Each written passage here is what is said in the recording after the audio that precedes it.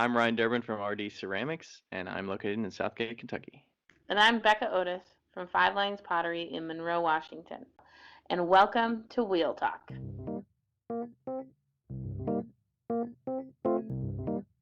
Hey folks, thanks for listening to Wheel Talk. We would love some more interaction with you all throughout this future episodes, and we would love to hear some listener questions. They may get on the episode.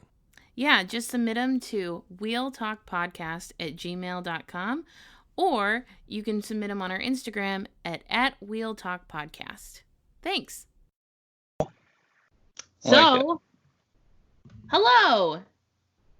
We'll get started. Hello. Who are you? Let's do this. I'm good. Good. What's your name? Where are you from? Where are you at now? All that good stuff. So my name is Aaron Kleinhelter, German. I am from Louisville, Kentucky, and have recently transitioned to Spokane, Washington within the last month. I have a question. When you heard about Spokane first, did you pronounce it Spokane or Spokane? Tell me the truth. Probably Spokane. I'd say Spokane. Okay. Spokane or Spokane? Spokane. Shut up, Brian. So many people say it's Spokane when they don't know. Think about all the people that try to pronounce Louisville. Oh, yeah. Louisville. Louisville. Louisville. It's always Louisville.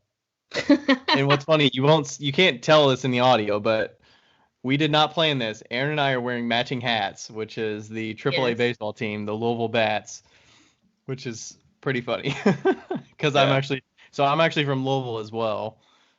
Becca, do we sound similar? Do we have similar accents? I'd say I'm thicker. Yeah, his accent is way thicker than yours. Well, I don't live in Louisville anymore. I haven't lived there for about 4 or 5 years, but yeah. So have you guys ever met before this? We have not. No. No. I think we know some of the same people because where did you go to high school in Louisville? St. Xavier. Yeah, I went to the same school. Did you really? Wait, how old are you? 32. Oh, okay. So you were in the same high school at the same time. Ryan was a freshman and you were a senior, maybe? So I graduated in 2009.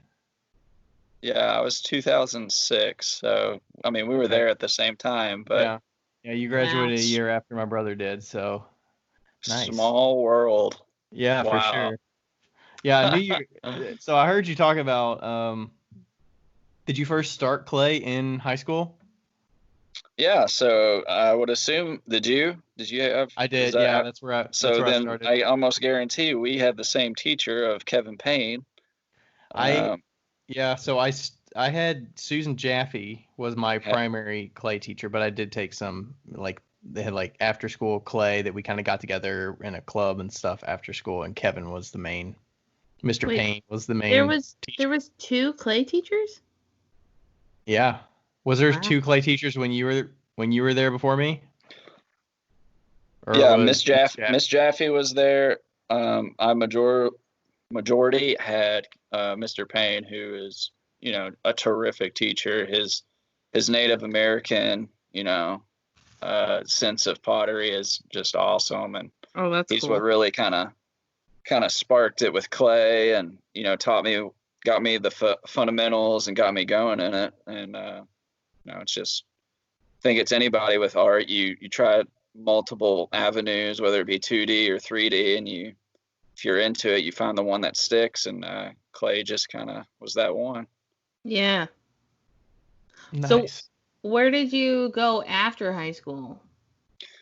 So after high school, I went to Murray State University. What state is that in? That's in Kentucky. That's in Kentucky still. She has no idea. She's not in this neck of the woods. Yeah, really small, secluded university. It was a moist county when I was there. So that being, they sold liquor in the bars, but they didn't sell it retail. So if you wanted to buy alcohol, it was, it's like one of those stories your grandfather talks about where he had to drive or walk 5 miles uphill in the snow. We had to drive 30 minutes to Tennessee, both ways.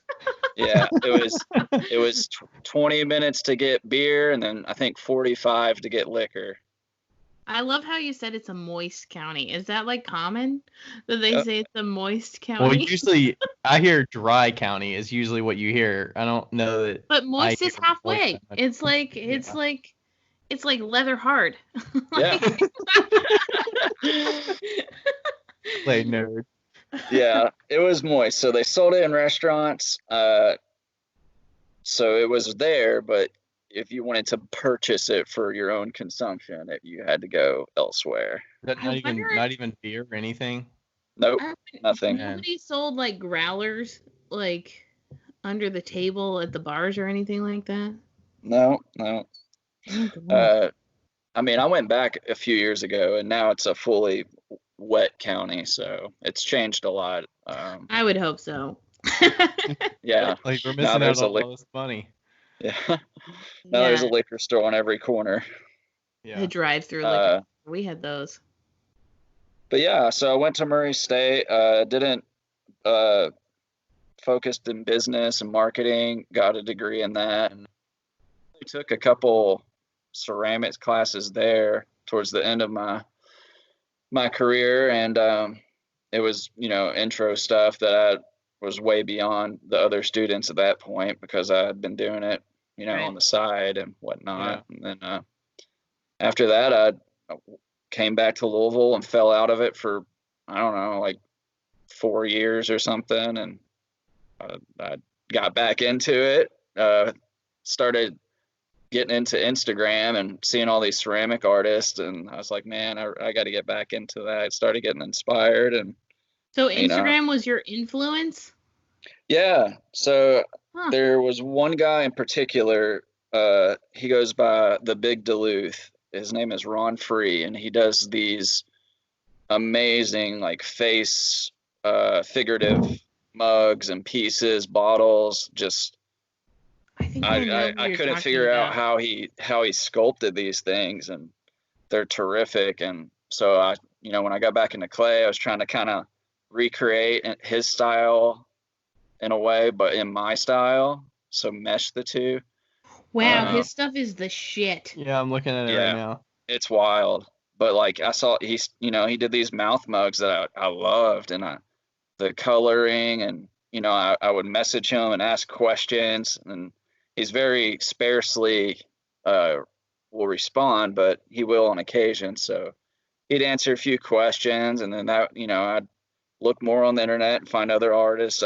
Jason Briggs, he does fantastic just work. It's so organic, and it's wild, and it's racy, and it's one of the if you can look at a piece from an artist more than 10 seconds, if you keep going back to their work, then that's a good artist to me. Yeah, there's so many surfaces and details that you can see in those kind of sculptural figurative works that I'm like, man, I have no sculpture. I mean, I'm like a 3D artist, but like no sculpture or like painting and realism kind of thing in my body. We're both like on the non-creative side of pottery, and were you good at like drawing or sculpting or like figurative stuff before you kind of like started doing it, or is that something that was taught, like self-taught? It's all pretty much self-taught. I've always been into art as throughout my life as a kid and everything, mostly drawing as a child, and that kind of thing, as most people do. And then got into high school and did some 2D work, and found that I was more talented at sculptural and hands-on and creating three-dimensional forms than I was being able to lay out a three-dimensional form on a 2D surface. Yeah. So that's hard. That's really hard stuff, and I can't do it. So so just I started off in high school, and everybody made the first thing that everybody makes, which was an ashtray, and I made a pinch canoe. pots. My very first piece ever was a canoe. Yeah. And a mouse. Nice. I remember my first project was hand built, and we made like our last name. So you like found a way to sculpt your last name, and then like put it in a way that it related to like your interests.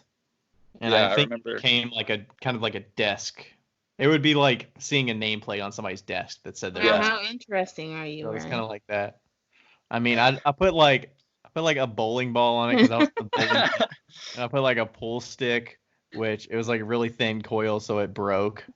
Yeah. Almost like immediately out of the firing. Yeah. I think my first sign that I was pretty good at sculptural was we had a project to do with soapstone, which is, if you're familiar with soapstone, it's just like extremely soft stone that you can pretty much just carve away. Yeah. And ended up getting a Silver Key Award in high school, Scholastic Silver Key Award in that. So. Oh wow, cool. I remember doing that project in 3D. Was it it's kind of like a marble looking stone? Yeah. I remember that. You carve it, and then you burnish it with some oil and stuff, and that's cool. It's really cool. And then in college, I took some 2D and had some. I actually had I had a couple of 2D pieces and a three-dimensional sculptural put in a show in college. So, I've done all right, I guess. Like I feel like I'm by no means a professional. I will never consider myself a professional, but because there's so much to learn. Whoa. You can consider yourself a professional at some point, but just not now. No, absolutely. Not now. So in college, you mentioned you took a little bit of classes. Did you minor in it, or did you just take them as extracurricular kind of like electives and stuff like that? Yeah, just electives. I needed a few hours, and they had a full ceramic studio, so it was, kind of called me, so I did it. The worst part is, I believe I got like a C or D in ceramics because I just didn't follow the instruction. Oh. So it's funny, but yeah, some of those projects in college, I remember the intro ones, and they like fit you into a little box, and they're like trying to, like, one of them was like replicate this form and try to get as close to this, and then you have to do a glazing theme that relates to this thing, and I wish I would have got more into it in college. I'm not sure if you're familiar with Logan Bishop. He went to St. X, but I know. I mean, I follow him on Instagram, but I don't know much about him. Yeah, I've done a few of our St. X alumni firings with him. He does some pretty cool work. He's really into it. So, Louisville has a lot of stuff. Yeah, it's cool. So how long have you been, because you said you kind of took a break, right? How long have you been like hitting it hard? Hitting it hard. Hitting it hard. Man, I'm trying not to make that sound bad. So I'll just say hitting it hard. I'd say like 3 years, probably. Okay. 3. If you go to my Instagram page, and I think it's like towards the bottom of it, I think I still have photos of some of like the very first like face mugs I made, and they're pretty rough. They're totally opposite of what I'm currently doing. But isn't it great, the progression? Yeah. But like that's what kind of sparked it. It's like a Viking kind of look. Sort of. Well, it might not even be that on that page. It might be on my personal page actually, but your very first post, if you want to see what Mr. Payne looks like, he's the very first post. He's got a long hair braid. Oh wow! Native American Still hair has braid. It. Still has it. Oh man, I need to see that guy. Funny. Well, in November 20th of 2018, you did a Viking mug. Yeah, so that's my original pieces are on my personal Instagram, which you can, if you want to look it up, it's 2DBL_K.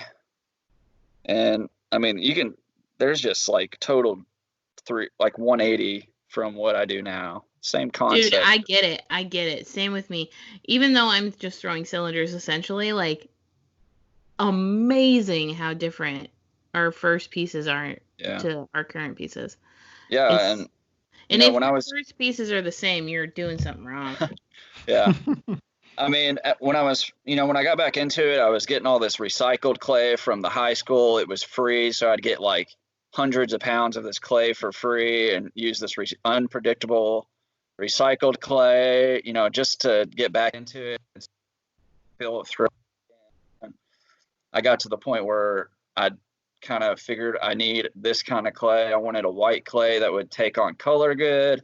I needed a clay that could get me some nice height, and that would be able to withstand a lot of forming and shaping and stuff with the sculpting. So that took time. It's just, I think it's with any artist, it's an evolution of your work. So it's it's little like intricate details that if you were talking to yourself back when you first started, like why this thing looked a certain way and where you can improve, like it's almost hard to explain the detail of, you got to like change the angle of this handle so that it's more comfortable, which might seem like so minute and like, come on, what are you talking about? It's you had there's like a time, let's see, it's just recently, like in April, didn't you started doing handles that were like an old man's ear shape? Yeah. And I think I did that by mistake. When I did that first handle, it was a little too moist, so it wouldn't stay up. It wanted to sag. So I noticed that if I pushed it in like that, it held the form. It like braced it up, and I liked the shape of it, and it felt good in the hand. So it's just always, I guess, part of my handle. Whatever is, I had the little curly Q at the bottom of it. I think it, gives it a little style, something different. I like how it goes back, and then it also like figure eights back as well. It looks really soft, but not too fragile. Yeah. Handles to me are just one of those things that people can do to their pieces that really can add a little extra, something to it for sure. They can also make or break a piece. Yeah. So have you been selling your pieces at all? So let's see, you've been doing it for 3 years. When and if and when did you start selling? So, I was talked about those first face pieces I did, and I posted them on Instagram or Facebook at the time, which when I had Facebook, and, friends really liked them and they wanted one. So when you're new to it, you just kind of give them away to friends, and then like more friends want them. So then you're like, all right, how about $10 or $5? And because, my whole thing is like, I'm going to do the ceramics anyways. So if I can sell it, then it's just funding my hobby. If anything, it allows me to do it more. But people don't understand the amount of time that goes into pieces, and they. Oh, I can't hear you. Oh, there we go. Your audio went out for a second. You said, can you hear me now? Yeah, you're good. People just don't. I think you were talking about pricing. You said people don't understand the prices or the time. Yeah, the amount of time that goes into it. I've been told like I charge extremely cheap for what I do. I keep it at around like $50 to $60 a mug. Mm-hmm. But there's probably 5 or 6 hours that can go into each mug when you take into consideration of throwing the form, sculpting the form, the glaze work in the front end, and then the glaze work on the back end. So, they just don't get it. Yeah, you should. Have you tried selling them for like 100 and see how they go? No, I don't. I want my pieces to be affordable. Like I just like the fact that people want them and want to enjoy them. So I want to keep it affordable for most people, the best I can. I've definitely sold pieces at 100. 100 plus, but usually when I do that, I'll try to do like an Instagram raffle, $10 a spot, get 20 people who, everybody has $10 that they might be willing to just give up at a chance to win a nice piece. So I like to go that route. Yeah. I think that it's, that I feel like that's one of the things that we as potters kind of like come across to, where it's like, hey, we really like making this piece and we want to make it affordable. Like, I'm the same way. If my neighbor can't buy it, I'm not selling it. So like, what's the compromise, right? So you either have to sell it for more, or you have to find a more efficient way to produce. And I think that for me, that's the funnest part, is like finding something like, hey, I can do this way faster by doing it this way, instead of,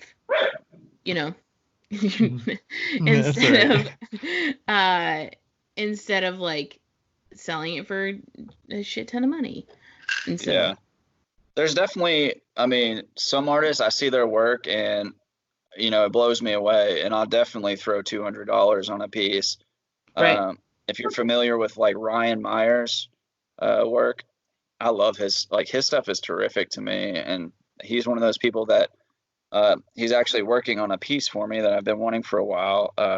Being from Kentucky, I like to collect I collect mugs like most ceramic people, and then I like to collect decanters, like whiskey decanters from artists. Oh yeah.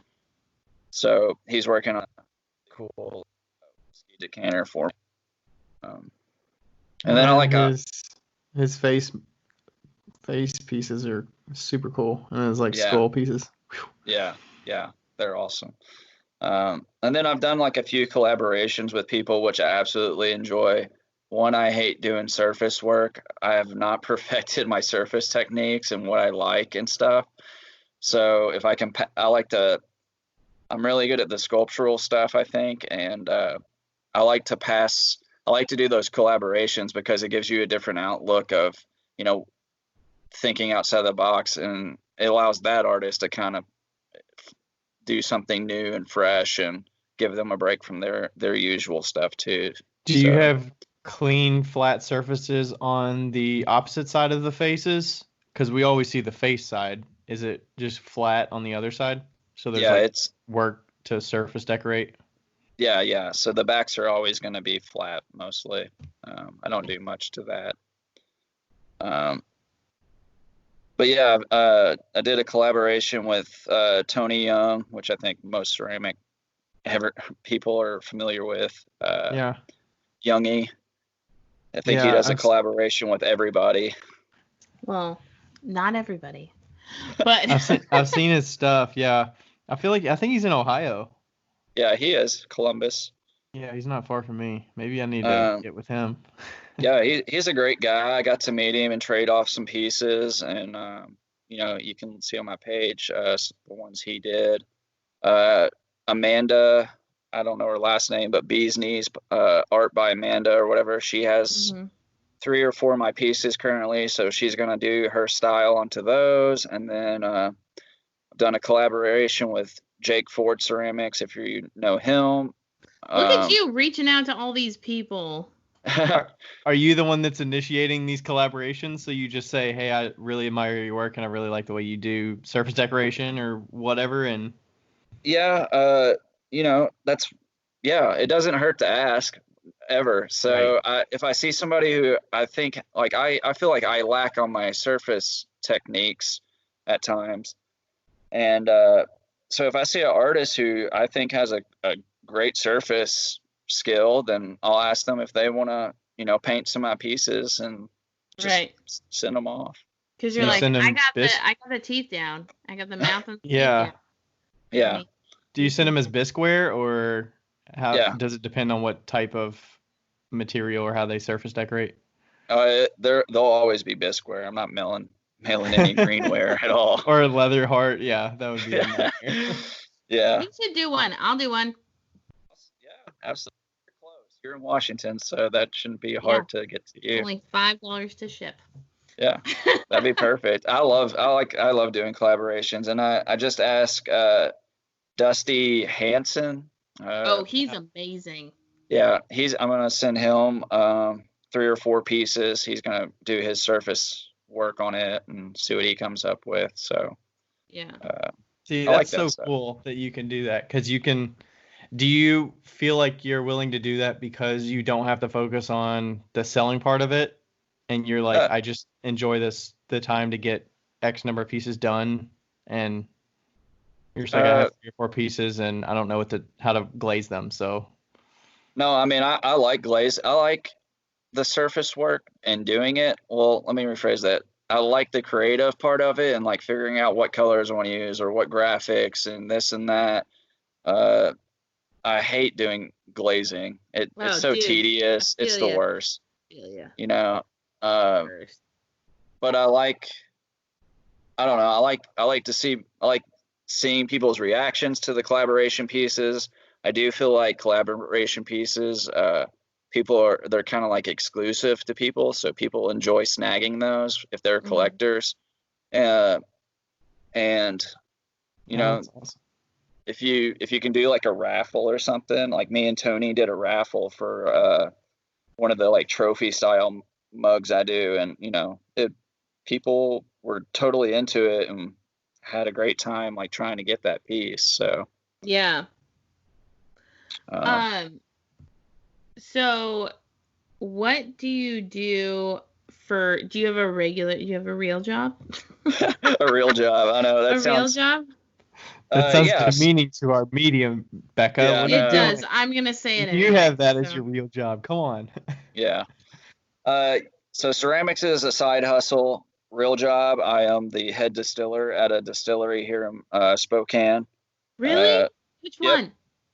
It's called Warrior Liquor. Okay, cool. She's like, all right. No, my friend owns a whiskey bar in town, so. That's cool. Yeah. So I've been making booze for the last 5 years, and that's just, you know, it's freaking that's what I'm good at it. That's the Appalachian in me. Well, I feel like beer and like booze and beer are kind of like ceramics in a sense of it's like the hobby. This is the hobby job, you know? Like they're like, "Oh, you like whiskey? That's great. Like, yeah, I make it." And you're like, "Oh, that's such a great hobby." And like, no. Like, no. I make money. Yeah. Do people make whiskey on the side, or is it more like, I know beer making, but is there people that actually make it? Bathtub gin came if they do it, like stuff. Yeah. If they do it, it's just like because they want to know if they can do it. Mm-hmm. But it's not like you can go to the liquor store and pick up a fifth of vodka for, you know, $15. So why waste all the time and energy making it yourself when it's already it's more the education. Perfected. Yeah. Yeah, it's just a hobby. So that's cool. So is that what took you to Washington? Yeah. So yeah, I've been distilling 4 years in Kentucky, and then a head spot opened up here in Washington, and flew out and saw the area and met the company, and it seemed to kind of check most of the boxes that I was looking for, and decided to give it a chance. Packed up a little trailer and just came out here. So that's great. Oh, I have a question. This is fun. Okay, so I don't really consider Washington a ceramics space. It's not like ceramics heavy. And I feel like Kentucky is. Like that area at least is the middle. So what's the difference between like pottery or ceramics in Kentucky versus Washington? Like we're talking Midwest versus Pacific Northwest. Yeah. And let's be clear, he is not near Seattle. For people that are listening that don't know anything about Washington. We're Spokane in relation to Seattle. 4 hours away from Seattle. Yeah, right next to the border of Idaho. Right. So is it like in the mountains? Kind of. There's a city, and it's relatively. It's large. It's widespread. Large, yeah. But yeah, there's a lot of mountains surrounding us and stuff. It's the biggest city on the east side of the mountains. So the mountains really separate the state. So yeah. Yeah, Kentucky has a lot of. They're pretty ceramics heavy. They have AA Clay Studio, Magpie 3x3, Payne Street Pottery, There's they have another Mudworks, but I don't think Mudworks actually has classes. And Yeah. I don't think they have their Louisville store like with classes anymore. They just have like a warehouse. Correct. Retail. Yeah. They relocated and are no longer doing classes, just retail. But one thing that me and one of the other guys from St. X, who is alumni, we met at the most recent firing, and I've had this idea. Oh, your audio went out for a second. Oh, your audio's back. Okay. Let me know.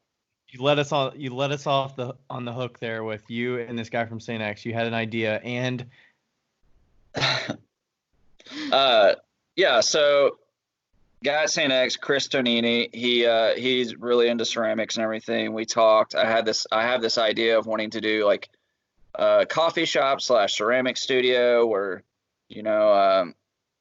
people can make pieces and having this like mug club / like community like gathering space. And it's been on my mind for a while, so I kind of threw it out there to him, and he was really into the idea. So we're kind of in the works of trying to get all the details together of, how can we make this work? Where would we make it work in Louisville? Things like that. So, who knows, maybe here in a couple of years, there'll be another pottery studio there in Louisville. That's wow. Or one in Spokane. It could, yeah. There's actually 3 or 4 studios here in Spokane. Yeah, no, that's because they have nothing else to do. That's true, yeah. That's sad, but true. I'm part of that. It's definitely true. My dad was born in Spokane, so yeah. Yeah, it's very outdoors, nature heavy, but yeah, besides that, like, it's all right. Yeah, it's surrounded by it's not Louisville. But like, so the ceramics community here, what's the biggest difference between like back there? Are you talking about the people or? Yeah, I guess like the people or the facilities. Like, it sounds like you've done a lot of like, did you do like wood firings or like community firings and like huge kilns? And I would imagine, I don't know, is Spokane like that? Like, is there? No, as far as I can tell, there's like no wood firings of any sort. The studio I have been using, they just did a raku. I never used any of the studios back in Louisville. I had my own studio at the house. Okay. I had my own kilns. I had my own wheels, all my tools and everything. And it's still sitting there at the house, just waiting for you. Yeah, it just brings tears to my eyes. So it's hard to compare apples to apples when, my studio was an orange and now I'm at an apple. Oh, yeah, that makes sense. I didn't know that you were. That's interesting that you went from your own to a community studio. I would struggle. with that. It's hard. I mean, and it's not cheap to go to a studio for a month. I mean, it's how much fair, do you pay? But can you tell us how much you pay? I pay $110 a month at that studio, and that includes the use of all their equipment and your work, and it includes some glazes. So you relatively get a lot, but it's I have to make at least 2 mugs and sell them to cover the cost of that, which kind of bites. Does the studio have good hours at least? They're open from like 10 to 6 Tuesday through Saturday, but it's hard when you're working full time and you don't get off work till like 3 or 4. So then they don't do 24-hour for members? No. If you're listening to this and you're their studio, I'm telling you, as a studio member, you're dumb. It must be like a liability or something like that. They don't want. Trust your members. Put up cameras. That's it. Yeah. That's all. That's it. That would be terrific, because it does. I mean, it gets exhausting working a 10-hour day and then having to go over to the studio and finish some pieces before they get dried out to the point where I can't work with them. Yeah. Yeah. So, or you have to like take work home with you and work a little bit at home and then transport. Like that's a nightmare too. I'm not doing that. That's like asking for trouble and breakage. Especially with the sculptural pieces that are $50-$60 a piece. You're like, yeah. Do you know what the trick for transporting greenware is? Double boxing Rubbermaids. Oh, yeah. So the bottom, like the first box bows, but the second box doesn't. And so when you set it down, it doesn't bow back. It just stays the way it is. Just so you know, if you ever have to do it, that's the key. Yeah. And lots of padding. You should always have a moist box or a wet box for clay. Oh, for sure. Every artist should have that in ceramics. Yeah. Yes. That's true. Oh, we didn't put that. Okay, what is a wet box is also ideal if you listen to our last episode. So dry box, moist box, wet box. We're just stick with the dry, moist, wet theme here. If you were okay, I have a question because we have this question and we talked about it right before we talked to you. Also, that's why I was halfway through the bottle of wine already. But what is the most what's the most essential piece of a studio that you would have? If you were going to make your own, if you're going to make your own home studio, what would be, other than a pottery wheel and a kiln? We know those are essential, but what is the essential piece that you would have? Definitely just a solid workspace. I mean, in my workspace, an organized, like at home, I have an organized little area that I literally have a bending wheel on that I put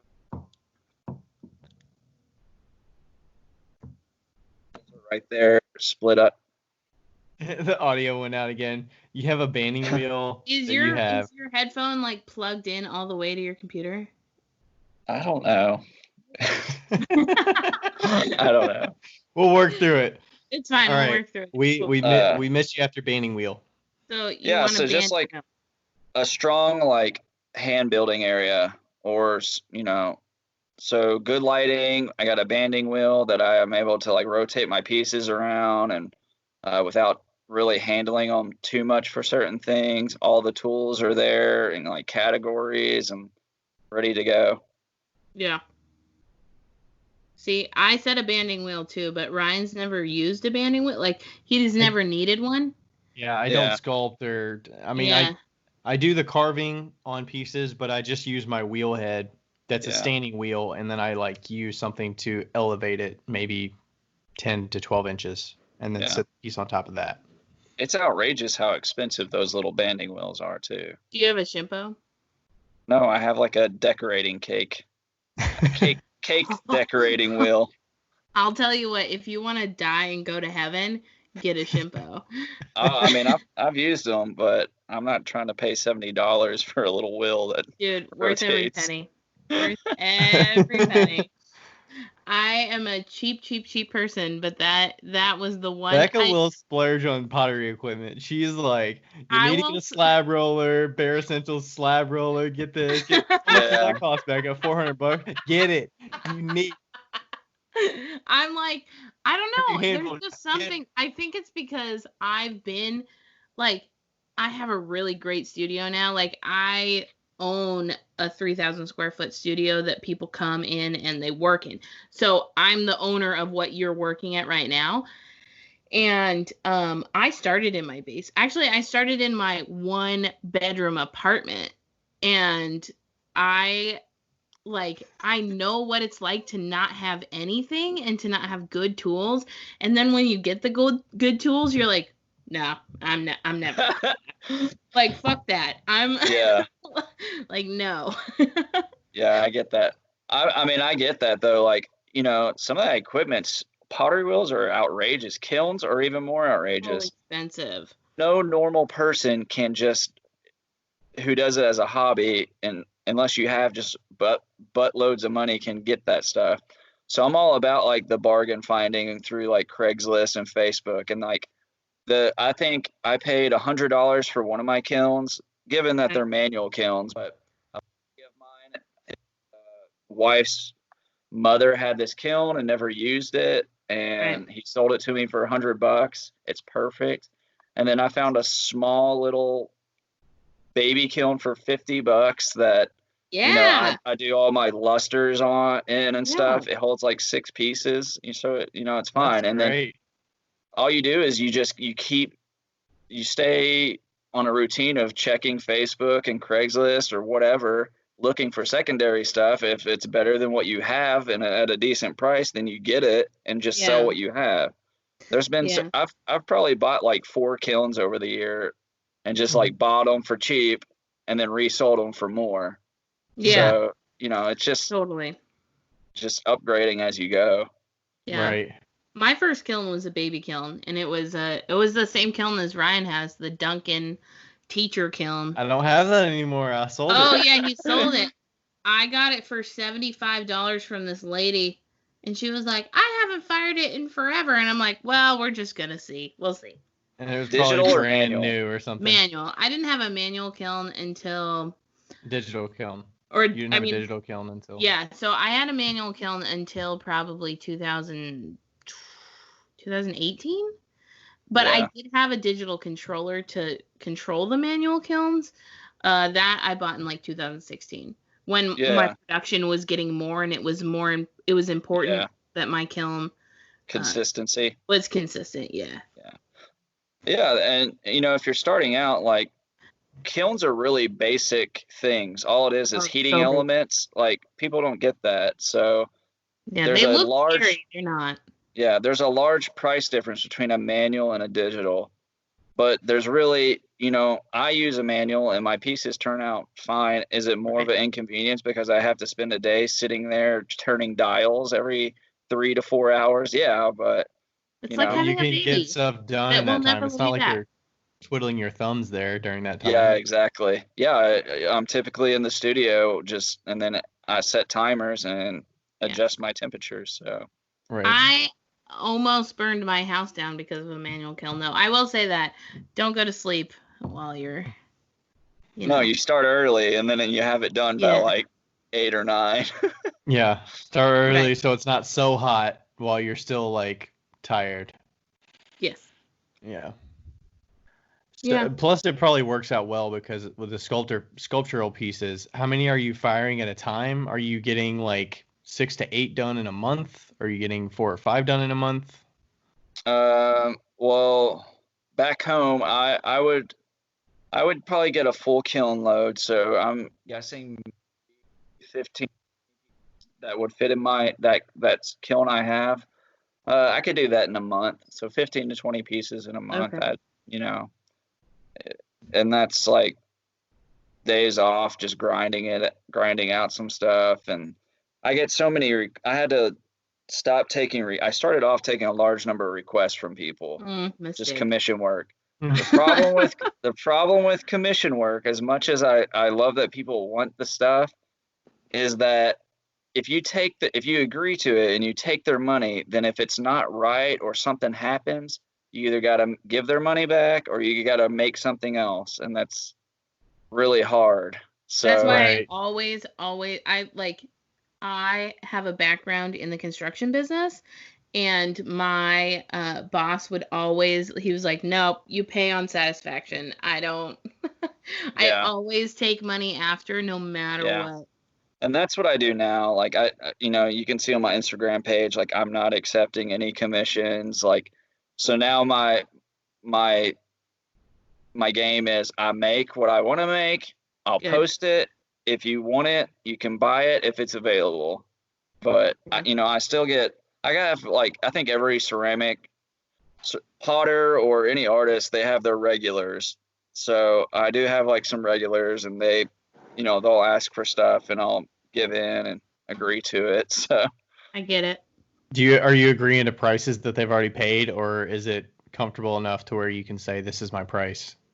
I'm guessing you're increasing your prices over time, right?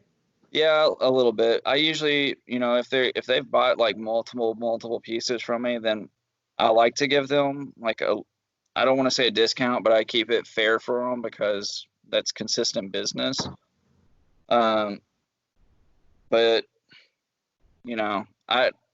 I want to increase the price over time, but I'm not there yet. So, and I'm happy with what, it is. Okay, I have a question. This is kind of unrelated, but have you heard of Mike FX? Yeah. Oh, yeah. Yeah. I was gonna ask, because you've been doing a lot of these pieces and they're kind of like similar, but kind of not. Have you ever considered doing like because he does molds, and I'm just wondering if are there components to your pieces that you could like either speed up production or mold so that you didn't have to work so hard on them? Or is it or is it the like making process that is what's fulfilling to you? So I think, and I'm gonna send right now on Instagram. I'm glad you brought up Mike. He did a collab with Isaac Shu, and they turned out really freaking good. He's doing a collab with me right now, but he's had it for like almost a year. He's busy though, so I try not to. Yeah. Yeah. So, but yeah, he's doing his polymer clay on a piece of mine. That's cool. Yeah. So mold making, and from start to finish, I think there's two types of artists. I think I appreciate the mold makers. I think that it takes a lot of skill and talent, but I think that once you start doing mold making, you're in a production style thing. Mm-hmm. You're just pumping it out to pump it out. Right. It's consistent, but you lose that. To me, you almost lose that. Well, it is a one of a kind piece, but it's not a one of a kind piece because it's the same every time you do it. Right. So that part is important to you. Like it is. And then like, I don't want to mess with making molds, and don't blame you. That's got its own skill set, and it's space not easy. that you need to take up. And it's fucking hard. It is hard. And so, and the teeth I use these porcelain dentures for my teeth. So it would be very hard to. That's what I was gonna ask. I was like, how do these look so damn real? The number one out of somebody's face. Yeah, the number one question I get from people. So I used to make the teeth, hated how they look. They were inconsistent. They were just stupid. So I was like, well, I wonder if I could put porcelain dentures in these things. They're porcelain. They should fire. So I got these porcelain dentures. I popped them in there. They made it through the firings, and that's what I've been doing ever since. Wait. So what? So wait, how is the shrinkage rate, and also how much are you spending for the dentures? And just those two for now. Porcelain? Yeah. Are they bisque or are they full? What, the teeth? Yeah. They're fully fired, just porcelain teeth. Okay. And so they come in a little. Still shrinking around them because you put them in there while they are, or do you put them in there at a later stage?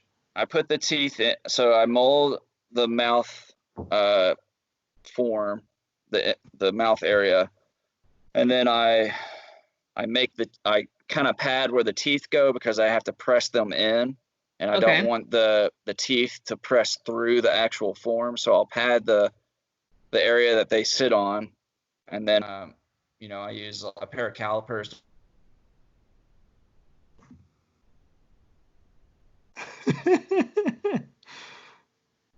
Okay, you use a pair of calipers? Nope. Nope, we're not back. Audio. No. Hey, unplug your headphones. Let's see how it sounds like if you unplug your headphones. Nope. Not yet. No! What's going on? Do you want me to try dropping and then calling him back? No. Okay. I want you to go into your Skype settings and your your audio and video settings, and see if that's set on in the microphone. See if it's set on your headphones, and if it is, or if it isn't, unplug your headphones and see if you can set it for your computer. Nothing yet.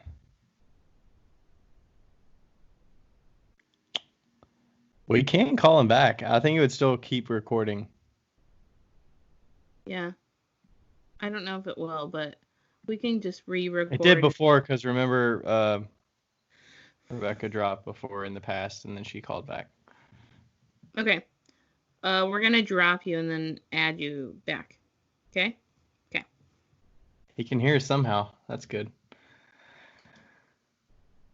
Add. Fingers crossed. Aaron's leaving us on the hook here. I'm sorry. There we go. Okay. No, it's probably not even your fault. This will come across as good audio. People like the uncertainty. People like mistakes. It's real. You can't plan this shit. Yeah. Yeah. When I was growing up, I went to church when I was growing up, and I like went from church to church when, in college and stuff. And I remember everybody being like, we have to be perfect. And I was like, I like the mess ups. I think they're great. Okay, so you use calipers that's what you're saying. Yeah.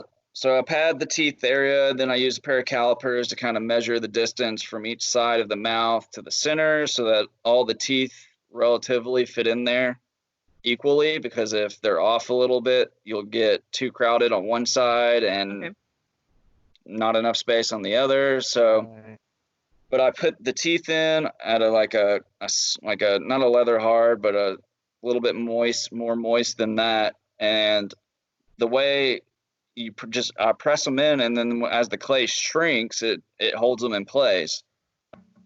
Once it's been shrinks even more, so it holds them even tighter.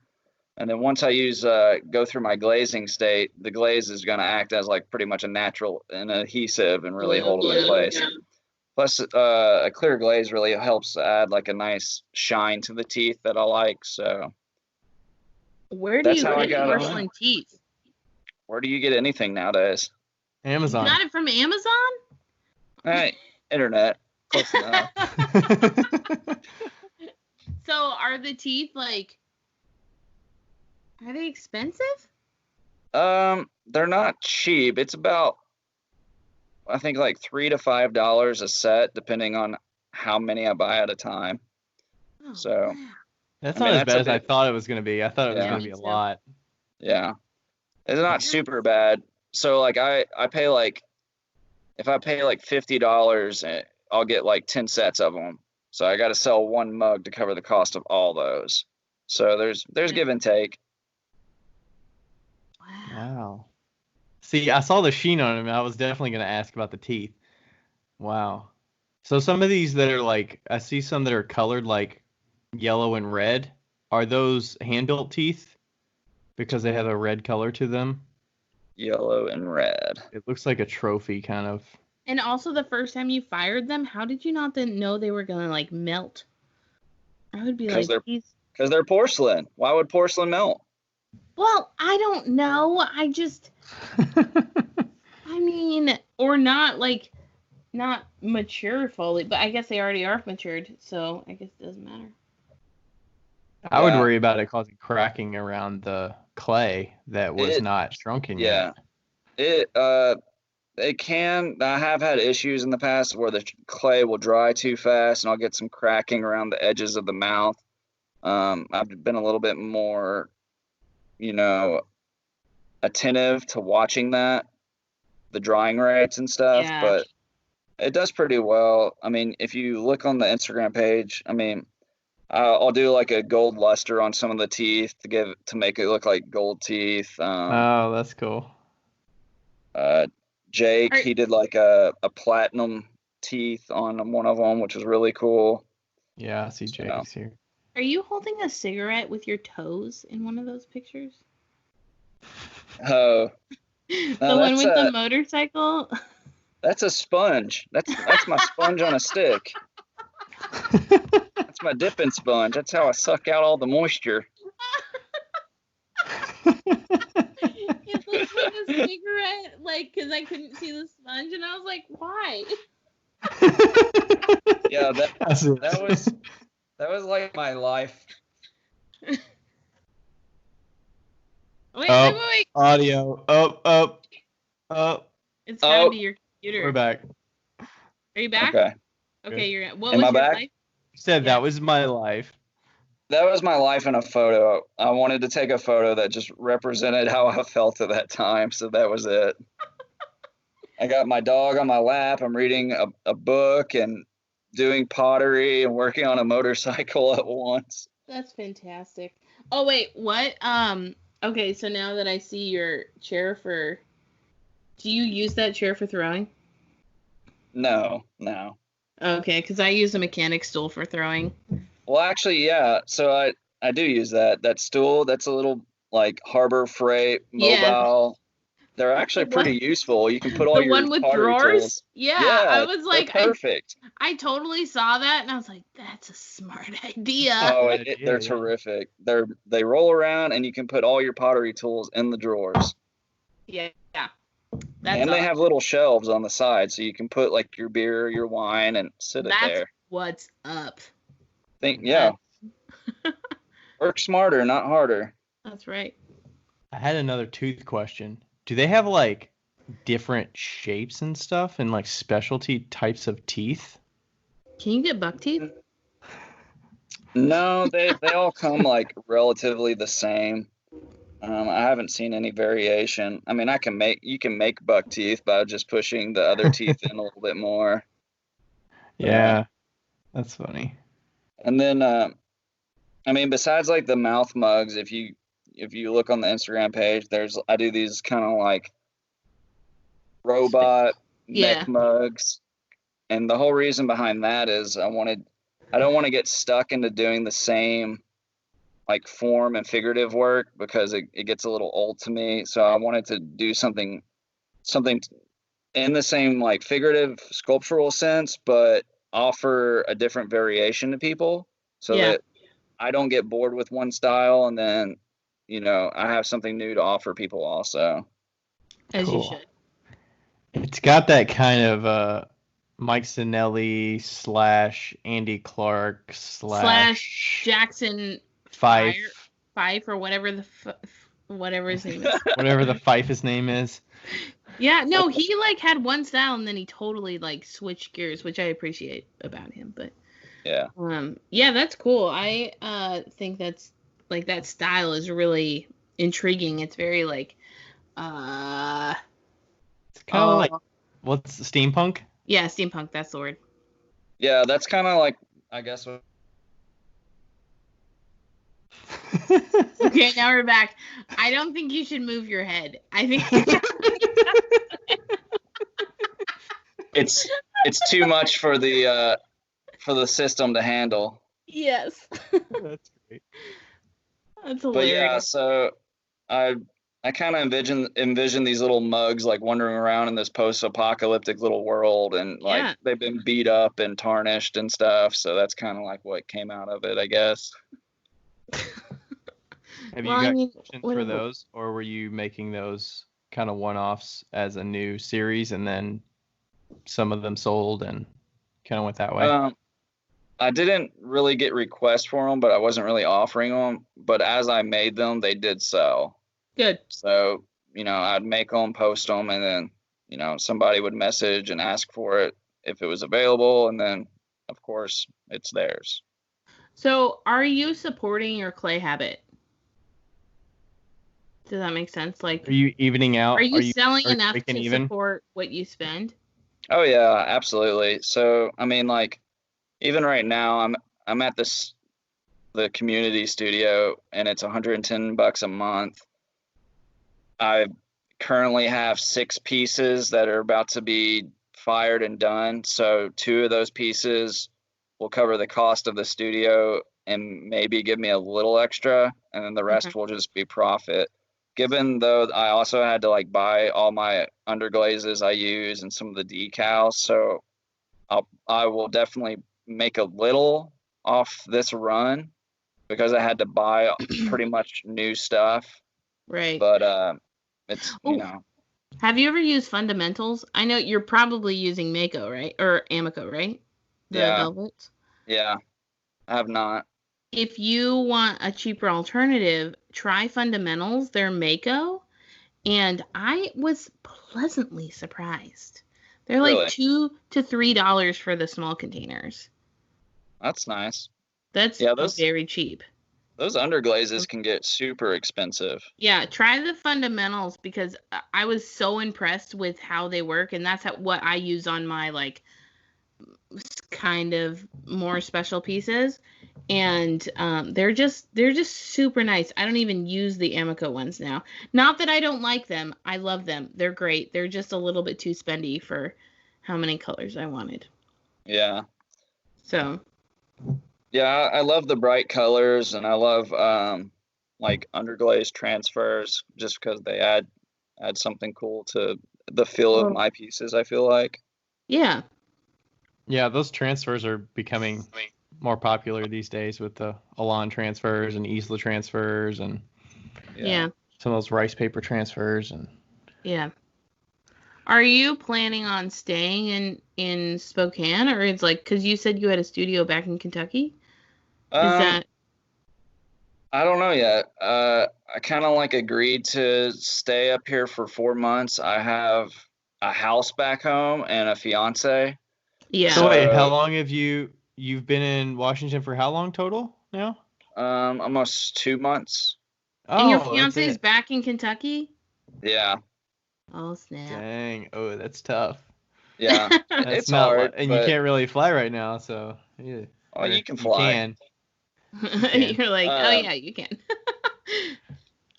So like the plan is for her to come visit and see if she likes the area, let me get a feel of the area, see if I like it, you know. Yeah.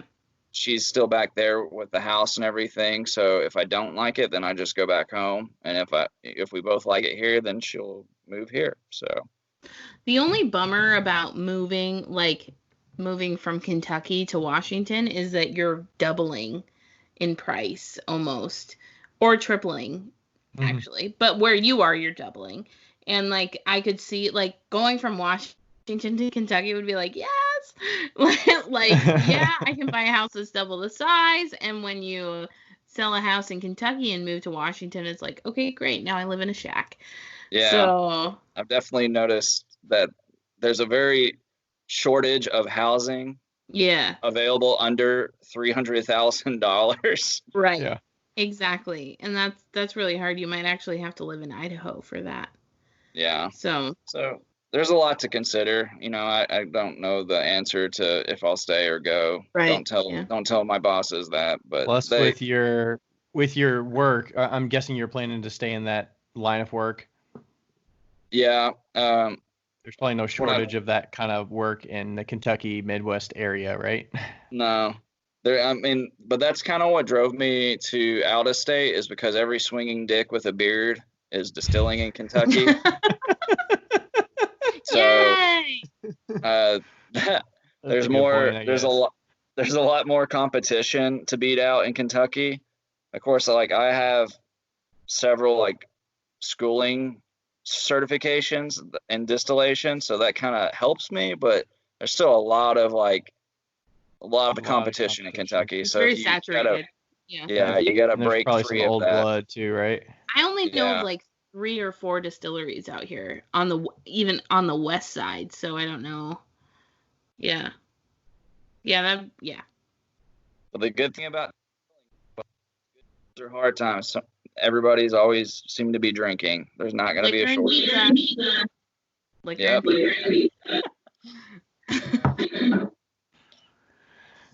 Maybe that's a hint for Becca that she needs to move this way so that it's a lot cheaper. Happening. It's already happening, Ryan. So are both of you, you know, I'm not real familiar with both of you. I just kind of reached out and asked about the podcast, but it seems like Becca, you're doing this full time and have a studio, and Ryan, I'm assuming that you do pottery. I do not do it full time. So I'm in northern Kentucky, right across from Cincinnati, and I do this part time, growing this small business. I've been selling for about 5 years now. I have a full time job as a website developer that pays really well, that I work from home for. Better than we'll ever be paid. So. Probably. Yeah. Yeah, in a good way, in a great way. Keep your job, Ryan. that pays all the bills, and then I can slowly grow that small business over time and make all profit. And I'm just building a big pot of money from the business so that I can fund anything I need for that and then grow it. As the small business ceramics oriented? Yeah. Okay. Yeah, it's just the ceramics, yeah. Okay. I just like to call it a small business so that I don't say like it's a hobby, because obviously I'm like trying to make a profit here and trying to like go full time someday or whatever that means. But yeah, he made more money than I did last year. Like he profited more money than I did last year. I made off I made ceramics. Yeah. Okay. I made twice as much, but I also didn't profit any money because she had a lot more expenses and studio and you know, a lot of other things. Yeah. Got to keep it even. But yeah, I own a studio that I have members, and then I also do paint your own pottery. And I'm in a small town. So. Yeah. Was that hard to get going? How, finding a space? I don't feel like I had any choice. I've always. As in, you didn't have enough space at your own place, your own home and stuff to branch out and have enough room to have enough production. Yeah, I feel like my whole pottery career has been by demand. And that's the one thing that I would actually caution most people that are starting as potters is really really be aware of what you love to do and be aware when that boundary is passed. Because I have I've compromised a lot. Like I started buying shit from China and selling it to little kids, and I don't even like kids, and I don't like China. So like that, like, so and it's all in the name of, I have to pay the rent, so like my shop is $1,800 a month. So I have to pay that, and I have to pay the electrical bill, and it comes up, I have $3,000 of expenses a month, and that's on the low end of a lot of people. I'm in a small town. My landlord is Greek. He's like a no lease gentleman's agreement sort of guy. So I'm lucky, and but everything that I've done in my career has been, I need more money, let's do this, and it's not that I'm unhappy, but it's just that I have compromised so much that my original like dream of being a potter and being I love making pots. Like for you, production is nothing. For me, production is everything. Like if I sat down and threw 100 pots, I would have a great day.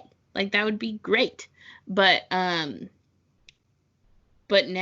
I don't even throw pottery as much. Like I throw maybe like 150 pots a month. Like that's it. You have to keep all the balls in the air to keep paying your bills. And so, there's a lot of compromise that's come along. And yeah, I make, my pottery business has grown and it's expanded, and in 5 years it'll probably be making a lot of money, but I've had to sacrifice a lot to get to that point. And so that's probably what I would, I admire somebody like you who's like, it's not really about the money. It's like about making something that is something that I enjoy, because you do have a life other than pottery or like a job, so that's my life. Yeah. I think that's the hard thing. Like I've had people ask me like, well, why don't you just make pottery full time? The fear of that is if you make it full time, you're under the constraints of you have to go out there and make pottery. And you have to, and that's not fun. That's stressful. I don't want to do that. Yeah. Unless you like that challenge of the right. Yeah. The challenge of the getting to a production level that you can sell it so that you can keep up with demand and finding new customers, because right now you don't have to find new customers, right? You're basically like, if I put something up, it can sell. So that's kind of in the back of your mind that you don't really have to worry about. Yeah. And it either sells or it doesn't sell, but right. You're like, hopefully I pay my my studio fee this month. Yeah. I think that's the difference between me and Ryan, is that he is part-time and I'm full-time, and that's why this podcast kind of works, is because we do have different perspectives, and that's why we can So. And different personalities and ways of approaching tenfold problems or spending money or whatever. Yeah. I just like talking pottery. That's all. Yeah. I wish I was still like that. Plus, it's nice. It's nice being in a studio where it's like, hey, if you just need to meet $110, then you don't have to worry about when a kiln goes down. Or you kind of are restrained to their hours and their firing cycles. But some of that is like nice. If you want to be hands off and you don't want to worry about any of that, then it's nice not to have to worry about that. I know. People always, and like we talked about this the last episode we had, but people always want to have their own studio, and I totally get it. Like, I understand it, but the amount of stuff that we give you as a studio owner is so much. They're not. Studios aren't making a bank on studio members. Yeah. They're making money off classes, I would assume, and type thing. You make money off classes, and you make money off of, like, if you sell clay individually. Like, I sell a bag of clay for $25, and it costs me $12, maybe. Yeah. So I'm doubling that. But it also includes, like, firing costs and all those things. But yeah, it's a luxury and a burden all at the same time. Yeah. I could definitely see that. Yeah. Have you had any firings at the new studio that, maybe, I don't know if they're listening to this, so you can answer or not, but have you had any firings at the new studio that you were like, damn it, like, I would have done this differently? Or, every studio has, like, different people firing, and there's different, like, elements. Have you had any issues with that? No, I haven't had any pieces actually fired yet. I went to the studio today after work and finished doing my like underglaze and decal work on the last two pieces. So everything's sitting there on their little, bisque shelf waiting to be fired. So Do they fire to, like, cone 016, or will they accommodate you for that kind of stuff? Like, if you were doing lesser? I don't really know what they fire at. I know that they do, like, the glaze firing at, like, cone 6. Okay. Which is, I feel, pretty typical. Yeah. But I don't know what they do for, like, bisque firing and stuff. But you said decal, didn't you? Is it an underglaze? You mean like an underglaze decal, or like an iron decal that fires to, like, 04 or underglaze decal? Okay, cool. Yeah. Nice. Do you feel like the people in your studio are up to par with what you're doing, or are they more hobbyists? Most of my students are new, so they would never be up to par to what you're doing, and so now is the time to not be humble. So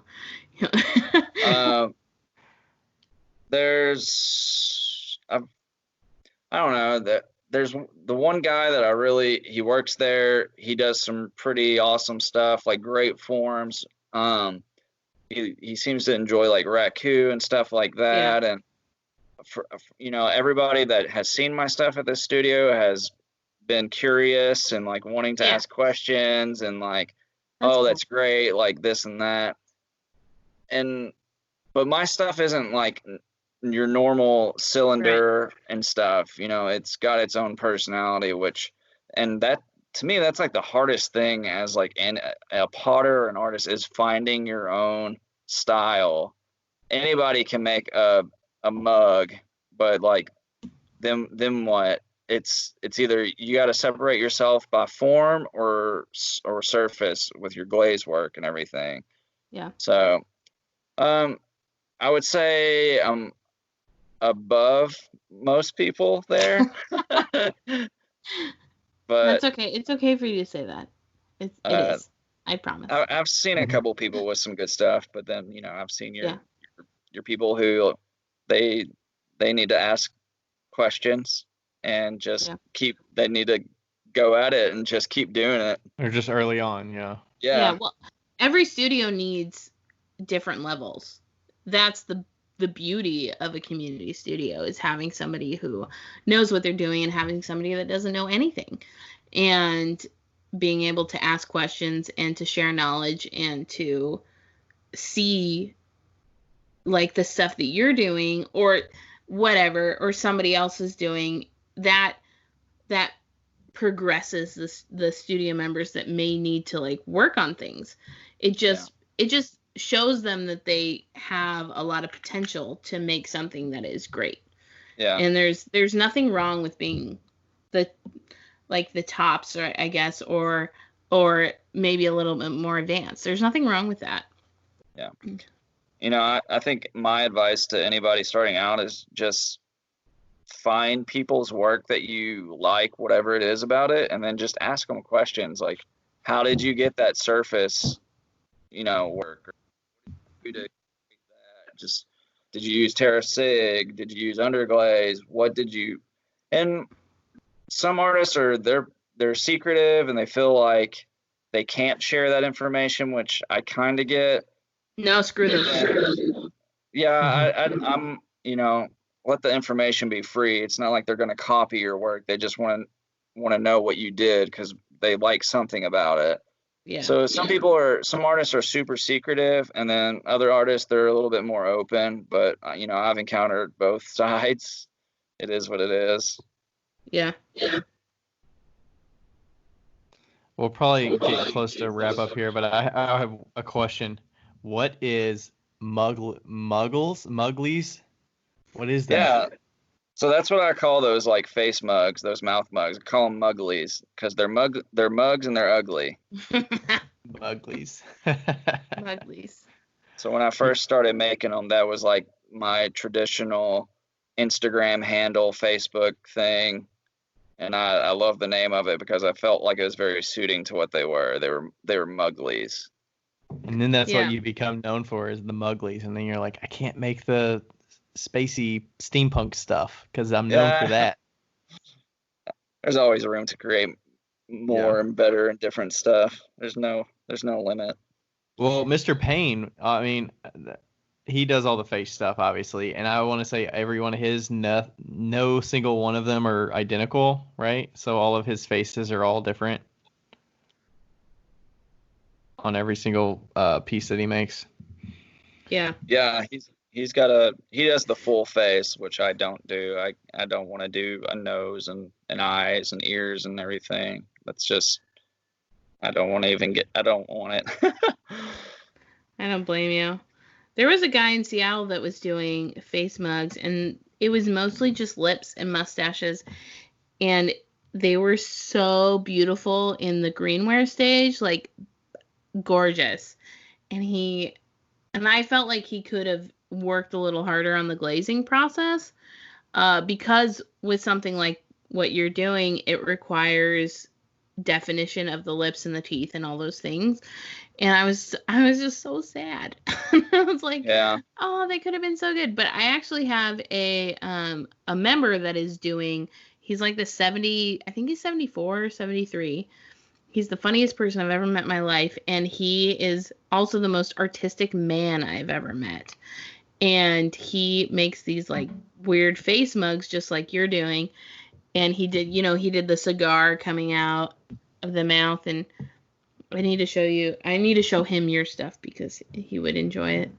But it's hard to glaze those type of things. Like when they ask me like, what should I do? I'm like, I don't fucking know. I don't know. Yeah. Like, you do you, boo. I don't know.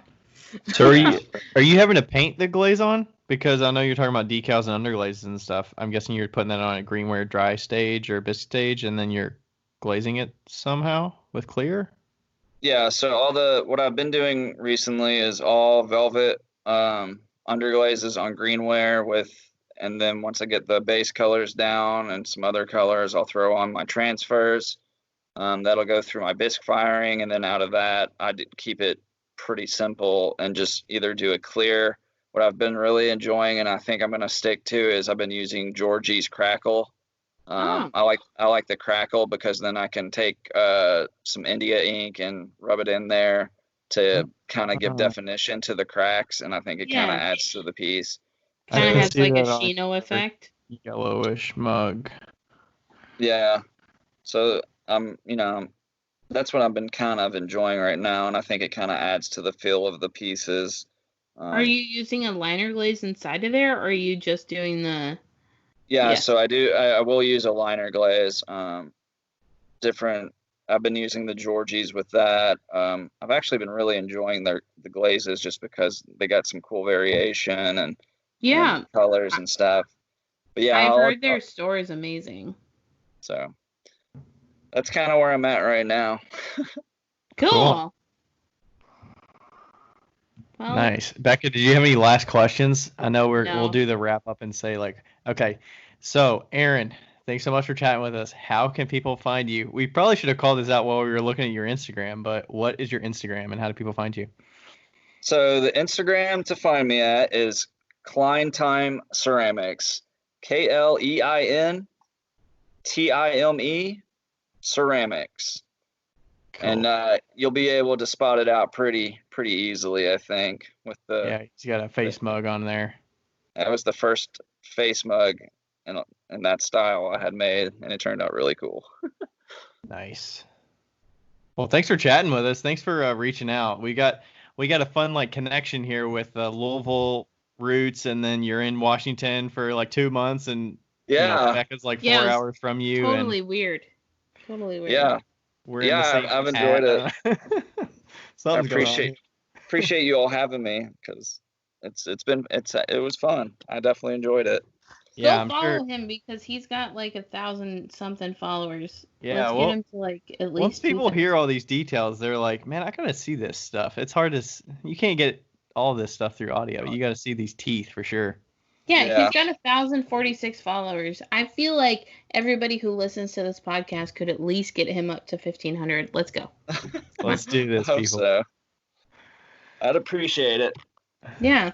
All right, well, keep doing what you're doing and keep sharing. You got an extra follower in us, and then you shared a few other folks that I'd started following while we were talking. So.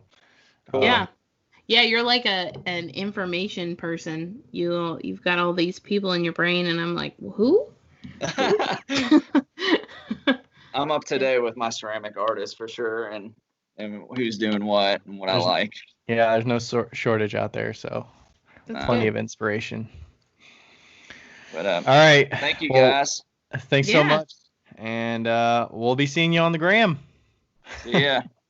Yeah, I'm going to stop recording now. Thanks so much for listening to another episode of Wheel Talk. If you'd like to follow us on Instagram, you could find the podcast at Wheel Talk Podcast, or you could find myself at RD Ceramics. That's R's in Ryan, D's in Durban, Ceramics. Or you can find me at 5 Lines Pottery Studio. That's the number 5. And don't forget, share this with your friends, like us on Instagram, and don't forget to write a review. It helps us an awful lot. Thanks.